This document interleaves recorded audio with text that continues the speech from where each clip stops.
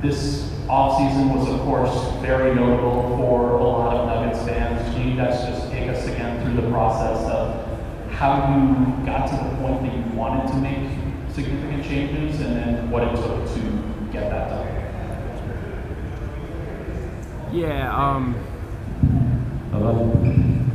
So the season ended. I think we felt like we had a great run in the playoffs.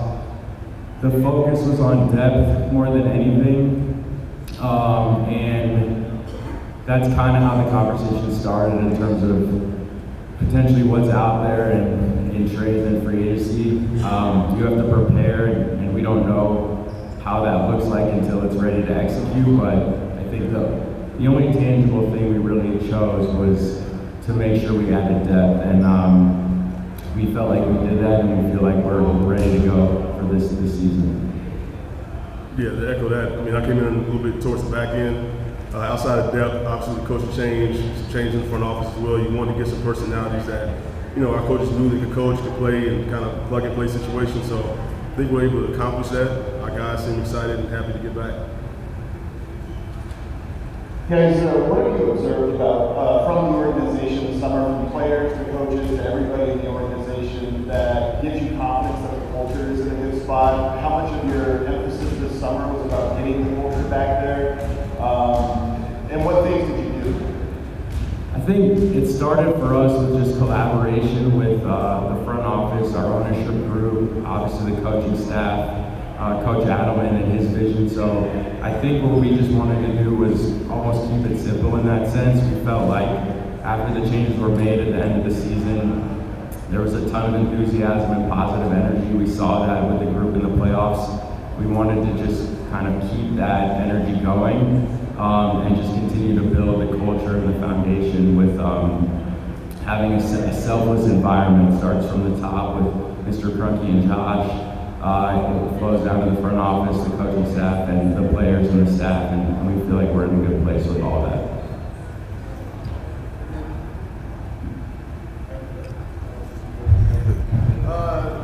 I know I've seen a handful of different front offices. Everybody has a different approach to the relationship they want to coaches and players. Some are very close, they talk a lot, some step away. For each of you, what do you want your relationship to be? How close, how much communication do you want to have with players and staff, and what's that dynamic? I mean, one of the things we spoke to already is just kind of having an open door policy. A lot of the guys who have been here have already done it. They've seen the championship, they've been a part of that culture. So the biggest thing is to create that line of communication to where, hey, what resources do you need? Let's have some input, let's over communicate on issues. I think that's what we've been able to do so far. Our players, our team you have to look at them as a veteran team without, excusing the accountability. And so those guys are taking a step with that this summer. We just could hope to kind of compound that and move forward. To echo what John said, I think for us, open door policy and having a selfless environment. So in terms of actual relationships, you have a different relationship with everyone in the building. But I think what's conveyed most importantly to the players and the staff is that we're here to support them however we can, and that's all we're here for. I basically want to get you to elaborate and follow up on that same idea with Nicola. Obviously, he's the centerpiece of this organization, of this team. Is it beyond open door with him? To what extent did you consult with him before you made major moves? On a need-to-know basis, or you have active conversations? Where in that scope does it fall? No, absolutely. I mean, having a good pulse on what the team is doing, what's happening behind closed doors, in and out of the locker room, I think plays a major part in that. Being able to talk to Nicola, being able to talk to Jamal as being the two kind of focal points of our organization. We told them to be brutally honest with us. What do they need from us? What do they need moving forward? Like I said, we addressed those issues, and now we got to put it together. I think it's important to understand that they have such a unique perspective in this, so it would be crazy to not ask for their perspectives and opinions when things come up. You guys, there's still a little bit of unfinished business potentially with this offseason with rookie extensions for Christian and Payton. Where do you guys feel like you are with those, how hopeful you that we can get deals done? Yeah, we won't comment on any contract negotiations or extensions. But having said that, they both have huge roles coming up this year, and we feel like they're both ready to take a step, and we hope they're here for a long time. With Christian, do you feel like he's sort of evolved into a part of this team's core at this point? Yeah, Christian's a pedigree guy. I mean, he's won at every single level. He's got the respect not only within our organization, amongst our team, but across the NBA. Coming from the outside, coming back in, you saw what he was able to do in terms of setting a tempo and a culture for us. Like I said, Ben said, we obviously can't comment too much, but we have had preliminary conversations, and we hope to kind of build upon that in the next couple of days moving forward. But he's a large part of what we do, and we look forward to it. You have an open roster spot going into camp. I was curious if you feel the need to get that filled at the end of by the time the season starts, or what the plan is for that open roster spot. I don't think we feel like there's a need right now. We feel comfortable with where we're at, and we'll keep it open for now, and we'll continue to assess. Yes, with understanding that now when I talk about extensions, so I was just curious how comfortable you guys are with Nicholas' situation contract-wise, extension-wise?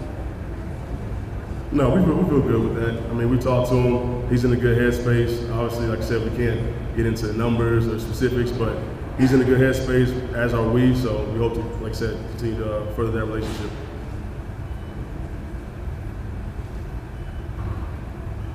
Maybe more of a question for the Gold has a new front office structure and coaching staff, and with the CBA making it so important for development, what's kind of your vision for the role the Gold can play for the Nuggets this season? Yeah, it's a great question. The Gold has always been an integral part of our program here. We have a great owner in Steve Jabara. They do a fantastic job there. Ryan Bowen is the new head coach, and Chad Hiskey's the new GM. Both those guys have been a part of the organization a very long time, and they know exactly what we're doing here. We'll see, who from our roster and the two ways go to the Gold. But if anything, we'll just have a more intentional approach to the synergy and the collaboration of the coaching staff and our coaching staff together.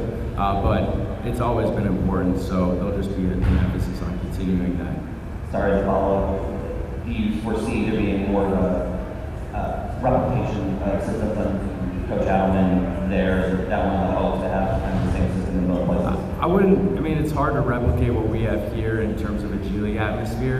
And Coach Adelman can probably speak to more of the details on that, but yeah, as much as we can replicate, we will. As much synergy as we can create there, we will. And it's been, as the GM of the Gold the last 2 years, it's been a huge point of emphasis the last couple of years to continue that. It's obviously there are challenges by being in Grand Rapids and not closer to Denver.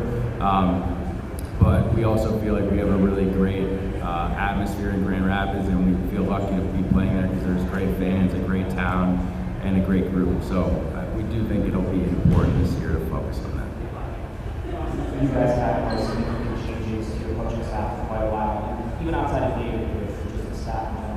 What do you expect some of the newcomers to bring to the Nuggets that maybe we haven't seen in the last, however many years? We expect, or anticipate rather, a lot of experience and energy. A lot of the guys we've hired and the DH, placed on the staff is kind of unique, where we've kind of gone a younger route to where we see that's kind of the area of focus that we need to have with this team. Something fresh, something new, but also being able to kind of reason and have better touch points in terms of what guys are dealing with in their daily lives, not just within confinements of the court. So, we expect that. Guys have been in the gym all summer. Guys have had opportunities to know each other. Guys have gotten outside the box to get to know each other. So we feel we've really taken a big step with that.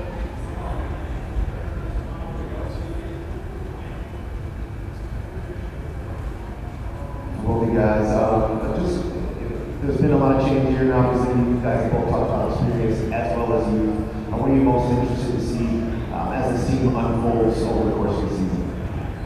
One of the areas is just the accountability and the control our guys have taken over their own success. Have to commend Jamal Murray this summer for how he was really vocal and talking to the young guys, getting guys in the gym, whether it be here or playing pickup elsewhere, really getting to know each other, understand what they need. And then again, just back to our young guys, they really took them a step this summer in terms of development. We expect sort of a breakout year for some of our younger guys. You look at Jalen Pickett, you look at Spencer, you look at Julian, you look at guys like that who've been in the gym. That's an area of excitement for us, and we look forward to it.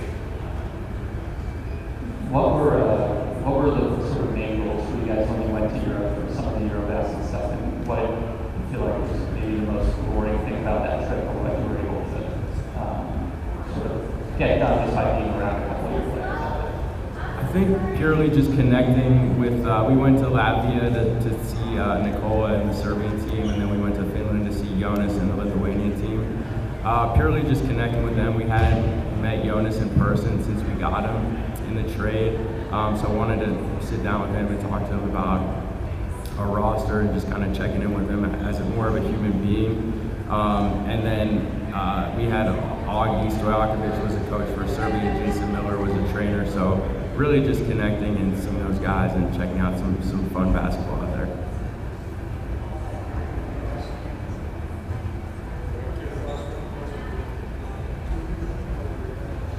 Let me ask you about Jonas just a little bit.